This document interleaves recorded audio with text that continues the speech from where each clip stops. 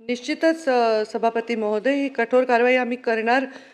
स्वतः सन्माननीय सदस्यांनी सांगितलं की याच्यावर ऑलरेडी कारवाई झालेली आहे. तर या असे आता आपला फार डेव्हलपिंग सिटी असल्यामुळे भरपूर मोठं काम आपल्याकडे चालू आहे. हायवे चालू आहेत, मेट्रोचं काम चालू आहे, वेगवेगळ्या बिल्डिंग्स कन्स्ट्रक्शनचं काम चालू आहे. अशावेळी ते नॉर्म्स कडकपणे त्यांनी त्याचं पालन करावं, यासाठी आम्हाला BMCची सुद्धा मदत लागते, कारण बऱ्याच अंशी कारवाया त्यांच्या पण अखत्यारीत येतात. तर ते दोन्ही मिळून ह्याच्यामध्ये आम्ही अत्यंत जागरूकपणे कारवाई करत आहोत. डेब्रीज खूप क्रिएट होतोय मुंबईमध्ये. त्या डेब्रीजवर प्रक्रिया करणारा सुद्धा आपल्याला लवकरात लवकर, म्हणजे येणाऱ्या मी म्हणेन 3 ते 6 महिन्यामध्ये लवकरात लवकर त्याच्याबद्दल बैठक घेऊन ह्या डेब्रीजला पण ट्रीटमेंट करण्याचा प्लॅन आपण लवकरात लवकर इथे जास्तीत जास्त वाढवू, जेणेकरून आपल्या मुंबईमध्ये प्रदूषण होणार नाही, असा खच त्याचा पडून राहणार नाही, मग हवा आली की ते सगळं वाहतं. त्याचबरोबर आत्ताची परिस्थिती, जी प्रदूषणाची परिस्थिती आहे, मी माझ्या म्हणजे विनंती करेन की आत्ता खेरवाडीमध्ये किती प्रदूषण आहे हे आपण लगेच तपासू शकतो. त्याच्यामुळे आता आपण ज्या सभागृहात बसलो इथे किती प्रदूषण आहे आपण तपासू शकतो. पण ह्याची ऑथेंटिसिटी काय आहे, तर आपण आपला जे ॲप आहे, जे CPCB MPCB मधून आम्ही जे डेव्हलप करून आम्ही मॉनिटर करतोय रेग्युलर, ते ॲप आपलं ऑथेंटिक रीडिंग देणारं ॲप आहे. बऱ्याच नाही, मी आपल्यावर शंका नाही उपस्थित करत, मी जनरल सभागृहासाठी माहिती देते. तर मला एवढंच म्हणायचं की आपल्या ग्रोथकडे, आपल्या विकासाकडे आक्षेपार्ह अशा काही गोष्टी तयार करून काही लोक जर आपल्याकडे असे चुकीचं प्रदूषणाचे आकडे दाखवत असतील, तर ते आपल्या सर्वांसाठी योग्य नाही. त्यामुळे जर आपल्याला ऑथेंटिक आकडे हवे असतील तर आपण MPCBच्या ह्याच्यातनं ते पाहावे, जेणेकरून तिथे आम्ही तात्काळ योग्य कारवाई करू. आणि आपण जे म्हणताय ती आम्ही कारवाई केली, आणि भविष्यात देखील कोणतेही बिल्डिंग्स, कोणतेही कन्स्ट्रक्शन वर्क, कोणतेही डेव्हलपमेंट वर्क जिथे प्रदूषणाची परिस्थिती निर्माण होईल तिथे तात्काळ कारवाई करू. ती कारवाई करण्यासाठी आम्ही जागरूकही आहोत आणि आमचं कन्सर्नसुद्धा तोच आहे. प्रदूषणाची आत्ताच्या परिस्थितीबद्दल फक्त मी एक सांगू इच्छिते की आता जे वेदर असतं आफ्टर विंटर आणि आता फेब्रुवारीपर्यंत, त्या वेदरचाही हा परिणाम असतो, जे आपल्याला असं एक डेन्स दिसतं किंवा स्मॉगी दिसतं. तोही एक मोठा परिणाम आहे. त्याचंही सायंटिफिक इव्हॅल्युएशन करून मी बोलते आहे. त्याचा पूर्ण रिपोर्ट आम्ही मागवला आहे. इंडियन मेट्रोलॉजिकल डिपार्टमेंटनी तो रिपोर्ट आम्हाला दिलेला आहे. ह्याच्यामध्ये समुद्र पातळीवरचं प्रेशर हे वाढल्यामुळे, आपल्याकडची ह्युमिडिटी जास्त असल्यामुळे, टेम्परेचर कमी असल्यामुळे सुद्धा हे आपल्याला क्लॅरिटी न दिसणं किंवा असं एक ढगाळ वातावरण दिसणं, हा पण एक परिणाम दिसतो. पण प्रदूषणाच्या बाबतीत जर कोणी नॉर्म्स पालन करत नसेल तर त्यांच्यावर नक्कीच आम्ही कारवाई करू. बाई जगताप.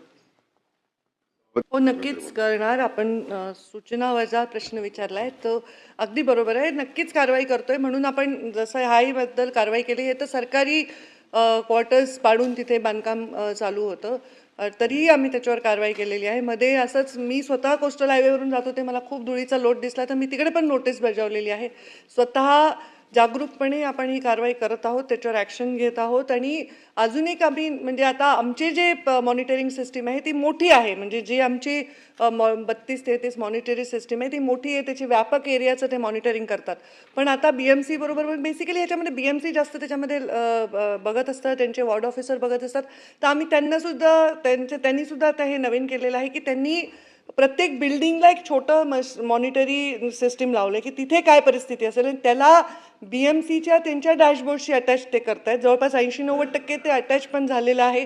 तर त्यांना सुद्धा दिसेल की या बिल्डिंगचं, या वॉर्डामध्ये काम चालू आहे, इथं अशी परिस्थिती आहे. तर ह्याला जेवढं आपण AI टेक्नॉलॉजी वापरू, जेवढं मॉनिटरिंग म्हणजे ह्युमन इंटरफेरन्स फ्री करू, टेक्निकल करू, त्याच्यात जास्त फेअर आपल्याला ते दिसेल.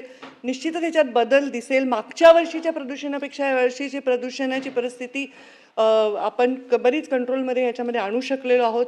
आपल्याला म्हणजे मी आता दिल्लीला गेले तर लोक म्हणे 600 पोल्युशन आहे मुंबईत तेवढं पोल्युशन कधीही आपण गाठलेलं नाही. ते हे ऑथेंटिक लोक जे नाही सांगत, त्यामुळे चुकीची माहिती लोकांपर्यंत जाऊ नये, म्हणून मी सभागृहात म्हटलं जी ह्युमिडिटी आहे ती फक्त ह्युमिडिटी नाही आहे, ती प्रदूषण आणि ह्युमिडिटी मिक्स असल्यामुळे असं दिसतंय, हेही स्पष्ट मी सभागृहात सांगते. शशिकांत शिंदे, एक मिनिट. मुख्यमंत्री सभापतीमध्ये याच्यावर कारवाई करणार आणि सन्माननीय सदस्यांनी बोललेलं सत्य मानूनच मी उत्तर दिले. त्यांच्याविषयी मी शंका अजिबात उपस्थित केली नाही. उलट जसं एखादा प्रश्न डेव्हलप करतो एखादा सन्माननीय सदस्य, तसं उत्तर देताना मी एक अधिकची माहिती सभागृहाला दिली की जे ऑथेंटिक साईट्स आहेत ते योग्य ते आपल्याला आकडे दाखवतात. त्यामुळे आपल्याविषयी अजिबात माझ्या मनात शंका नाही तर आपण प्रश्न विचारला तर मी तिथपर्यंत आले नसते. तर आपल्या प्रश्नाचा सन्मान ठेवूनच मी उत्तर दिलेलं आहे. आपले सर्व माहितीला अनुषंगाने जेव्हाही आपली तक्रार असेल, लोकांची तक्रार असेल, आम्हाला डोळ्यांनी दिसेल आणि ऑटोमॅटिक कर्तव्य म्हणून कारवाई केली जाईल, कडक कारवाई केली जाईल. सन्माननीय मुख्यमंत्र्यांनी जे सांगितलं, मीही ते सांगितलं की ह्युमन इंटरफेरन्स कमी करून AI टेक्नॉलॉजीचा वापर केल्याने फेअर रिझल्ट्स आपल्याला दिसतील. हा त्यांच्या आदेशाने आमचा प्रयत्न आहे. त्याचं उत्तर देण्यासाठी मला वाटतं मुख्यमंत्री माझ्या पातळीचा प्रश्न नाही. पण तुम्ही जे मला मुळात प्रश्न विचारला ते प्रश्न हे एक चांगलं सजेशन आहे माझं म्हणणं आहे आणि त्याच्याप्रमाणे आम्ही ॲक्शन घेतो. आम्ही वेळोवेळी बैठका घेतो. प्रदूषण हे केवळ बांधकामाचं नाही, प्रदूषण ट्रान्सपोर्टेशनचं आहे, प्रदूषण इंडस्ट्रीचं आहे. त्या इंडस्ट्रीमध्ये पण हॅझार्डस वेगळं आहे, केमिकल वेगळं आहे, सिमेंट वेगळं आहे, RMC वेगळं आहे. असे प्रचंड व्यापक विषय आहे आणि ह्याच्यामध्ये प्रदूषण हा पर्यावरण विभागाबरोबर त्या ठिकाणी UDचा आम्हाला मदत लागेल, काही ठिकाणी आम्हाला परिवहन विभागाची मदत लागेल, काही ठिकाणी आम्हाला जसं आता वृक्षारोपण, स्प्रिंकलर्स हे बेसिक आता प्रयत्न आहेत ते टेम्पररी त्या ठिकाणचं कमी करण्यासाठीचे. त्यासाठी आम्हाला प्रत्येक लोकल बॉडीजची मदत लागेल आणि त्यामुळे आम्ही ही सगळ्यांची मदत घेऊन वेळोवेळी त्या जसं पाण्याच्या प्रदूषणाचा विषय नदीचा असेल तर ती बैठक घेतो, वायू प्रदूषण असेल तर ती बैठक घेतो आणि त्यावेळी त्यांना तसे निर्देश देतो. नाही दिले तर वेळोवेळी त्यांना पाठपुरावा करतो आणि ह्याच्यामध्ये आमचे प्रयत्न हेच आहेत की प्रदूषण कमी करावं आणि बऱ्याच अंशी त्यामध्ये एक लोकांमध्ये सिविक सेन्स आणण्यासाठी सुद्धा आम्ही प्रयत्न करतोय, जागरूकता आणण्यासाठी सुद्धा प्रयत्न करतोय. ह्या असा विषय याला म्हणजे अगदी जनतेपासून ते आपल्यापासून ते सगळ्यांनी त्याच्यामध्ये जागरूकता आणून केला तर तो अत्यंत यशस्वी होऊ शकेल. आत्ता तर कडक नियम आणि कडक प्रशासनाचा म्हणजे त्यांच्यावर प्रभाव, दबाव आणि कारवाई ह्याच्यावर आमचं पूर्ण लक्ष आहे. प्रश्न क्रमांक वेगवेगळ्या प्रदूषण आपण म्हणालात की फक्त शहरात नाही, बांधकामात नाही, वेगवेगळ्या ठिकाणी. त्यामुळे मी ह्या प्रदूषणामध्ये ह्या सगळ्या गोष्टी ज्या वेळोवेळी आमच्याकडे तक्रार येतात त्याची आम्ही दखल घेतो. आम्हाला NOC जी आमची लागते तिथे आमची NOC लागते, पण त्यांनी पर्यावरण पुढे दूषित होणार नाही हे तिथे शाश्वती मिळत नाही, तर त्याच्यावरही आम्हाला वेळोवेळी मॉनिटर करावं लागतं. हा दुसरा भाग आहे आमच्या कर्तव्याचा. हे दोन्ही गोष्टी कराव्या लागतात. सन्माननीय सभापती महोदय, यामध्ये दुसरा क्रमांकाचा जो प्रश्न आहे त्याच्यामध्ये हे अंशतः करे आहे आणि मग पुढचं उत्तर वाचावं अशाच बदलासकट छापल्याप्रमाणे. सभापती महोदय, मी तिसऱ्या प्रश्नाचं उत्तर पहिले देते. अशी अनियमितता कोणी करत असेल तर त्याच्यावर दंडात्मक आम्ही कारवाई करतो.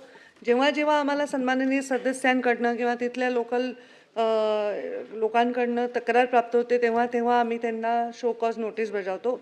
10 ऑगस्ट 2022ला सुद्धा आम्ही त्यांना शो कॉज नोटीस बजावली. 50 लाख किमतीची बँक आम्ही जप्त करण्यात आली तेव्हा सुद्धा. त्यानंतर 24मध्ये देखील त्यांच्याविषयी आम्ही अटी शर्ती सकटच त्यांना संमती दिलेली आहे. 2024 ते 25 या काळामध्ये CAA QMS म्हणजे continuous ambient air quality monitoring system आणि OCEMS म्हणजे online continuous emission monitoring system या माध्यमातून ह्यांचे जे धुलीकण वगैरे होतात, जे प्रदूषण होतं ते विहित मर्यादेत असल्याचं आम्ही मॉनिटर करतो आणि ते तसं आम्हाला जेव्हा त्यांच्यावर आम्ही शो कॉज नोटीस पाठवली, त्यांची डिपॉझिट केलं, त्याच्यानंतर त्यांनी बदल केले, त्याच्यामध्ये तसं आढळून आलेलं आहे. परत वेळोवेळी कंप्लेंट झाल्यावर आम्ही कारणं दाखवतो, कारण 9 ऑक्टोबर 2024ला पण आम्ही त्यांना शो कॉज पाठवलं. 27 जानेवारी 2025ला सुद्धा आम्ही त्यांना अंतरिम आदेश दिले आणि त्यांना परत 15 लाख त्यांची बँक आम्ही जप्त केलेली आहे. आता मॉनिटर क्वालिटी जे आम्ही करतो आहे विविध व्हॅन वगैरे तिथे, त्याच्यामध्ये आम्हाला ते विहित मानकांनुसार दिसत आहे. तरीही सन्माननीय सदस्यांची तक्रार असेल तर परत आम्ही त्यांच्याशी शो कॉज नोटीस पाठवून त्याची परत पडताळणी करून पाहूच. बाकी इथे जर तिथे डम्पिंग यार्ड नको असेल तर तो निर्णय घेणं हे तिथल्या लोकल बॉडीजनी आणि त्यांनी ठरवून घेण्याचा विषय आहे. त्याच्यामध्ये आमच्या कुठल्याही परवानगीची आवश्यकता असण्याचं कारण नाही. उद्योगाने लिहून दिलेलं आहे की आता ते घनकचरा साठवणूकमधून इंधन वापरणं बंद करत आहे, तर ते बदलणं टोटली त्यांचं लोकल बॉडीजचा निर्णय आहे. आणि आरोग्याच्या संदर्भामध्ये सुद्धा खरं तर आरोग्य विभागाला वेळोवेळी प्रदूषणामध्ये असे प्रश्न येतात तेव्हा विचारणा केली असता जनरल आजारांची ते माहिती देतात आणि त्याच्यावर विविध ते कॅम्प वगैरे घेत आहेत तेही आरोग्य विभागाकडनं करता येईल. करत असतील त्याचंही उत्तर म्हणजे मला वाटतं संबंधित विभागाकडे आपण मागितलं तर. पण या प्रदूषणावर मात्र पूर्णपणे कंट्रोल करून आम्ही त्यांना वेळोवेळी त्यांच्यावर शोकस दाखवले, त्यांचे डिपॉझिट जप्त केले, त्यांचे मॉनिटरिंग आम्ही करतो आहोत. आणि आताही आपण म्हणत असाल तर आम्ही उद्याच्या उद्या अधिकारी पाठवून त्याच्या संदर्भातली पूर्ण पडताळणी करून टाकू. सन्माननीय सदस्य त्याच्याबद्दलच आम्ही कारवाई केलेली आहे आणि त्यांनी हे CA QMS आणि OCEMS द्वारे आम्ही मॉनिटर करतोय की किती विहित त्याची मर्यादा आहे, त्याच्या पलीकडे ते गेलं नाही पाहिजे. आता ते जे कच्चा माल आणतात तोही बंद टँकरमधून आणावा, ट्रकमधून कव्हर करून आणावा, हे सगळे निर्देश दिले आणि त्याचं पालन त्यांनी करणं अपेक्षित आहे. आणि कुठे पालन नाही केलं तर आम्ही कारवाई करतोय. आतापर्यंत जवळपास 65 लाख रुपयाची आम्ही त्यांची बँक जी डिपॉझिट होतं, गॅरंटी होती, ती जप्त केली आली आहे आणि त्यांना शोकॉज बजावून मग त्यांचं बंद ठेवून मग त्यांच्या मॉनिटरिंग सिस्टीम करेक्ट करूनच त्यांना परवानगी दिलेली. सभापती महोदय, 5 प्रश्न मी लक्षात ठेवायचा प्रयत्न करते. पहिला प्रश्न आपला असा होता की इथे जे रेल्वेचं काम चालू आहे तिथे धुळीचा प्रश्न निर्माण झाला आहे किंवा तिथे नॉर्म्स पाळले जात नाही असं सन्माननीय सदस्याचं म्हणणं आहे. आजच्या आज मी माझ्या संबंधित अधिकाऱ्यांना तिकडे पाठवून त्याच्याबद्दलची तपासणी करून घेईन.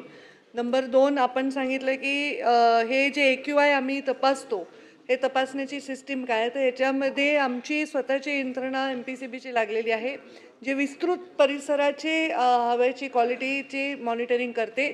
आमचं समीर म्हणून ॲप आहे, त्या समीर ॲपमध्ये आपल्याला रोजची हवेची मॉनिटरिंग त्याच्यामध्ये दिसण्यात येईल. त्याचबरोबर BMCला मुंबईपुरतं जे सांगितलं आहे तसंच रेप्लिकेशन इतर महानगरपालिकांनी नगरपालिकांनी करावं असं अपेक्षित आहे. पण उद्योगाच्या संख्येवर, बांधकामाच्या संख्येवर ते अवलंबून आहे.